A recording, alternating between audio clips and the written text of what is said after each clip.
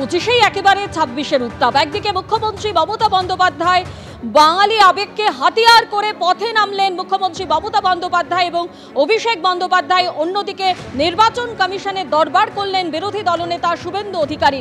মমতা বন্দ্যোপাধ্যায় তিনি যেখানে বলছেন আঘাত করলে প্রত্যাঘাত হবে, অন্যদিকে শুভেন্দু অধিকারী তিনি বলছেন যে রোহিঙ্গাদের নাম ভোটার তালিকা থেকে বাদ দিতে হবে এবং বাড়ি বাড়ি গিয়ে সমীক্ষা চালাতে হবে।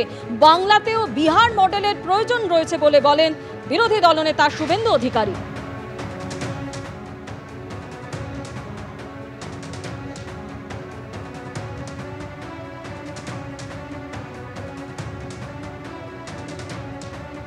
আর তৃণমূল বিজেপি দুপক্ষকেই আক্রমণ করেছে সিপিএম। কি বলেছে সিপিএম রাখবো আপনাদের সামনে।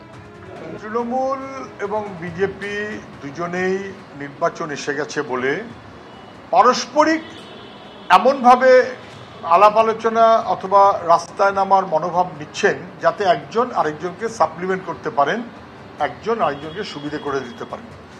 মুখ্যমন্ত্রী অনুপ্রবেশ নিয়ে কথা বলছেন না, হেনস্থা নিয়ে কথা বলছেন। আচ্ছা, মুখ্যমন্ত্রী তো অনুপ্রবেশ নিয়েই বরঞ্চ বলতেন, হেনস্থা নিয়ে তো বলতেন না। অনুপ্রবেশ হচ্ছে কেন? অতএব উনি ছুঁড়ে মারলেন স্পিকারের দিকে। ওনার তো অভিযোগ ছিল অনুপ্রবেশ, ওনার তোলা বল ধরে নিয়ে বিজেপি এগোলো। পরিযায়ী শ্রমিকদের উপর অত্যাচারের ইস্যুতেও আজকে সরব হন মুখ্যমন্ত্রী মমতা বন্দ্যোপাধ্যায়। তিনি বলেন এ রাজ্যে প্রায় বিভিন্ন রাজ্য থেকে 1.5 কোটি মানুষ কাজ করতে আসেন, আমরা তাদের সম্মান করি কিন্তু আপনারা অসম্মান করেন।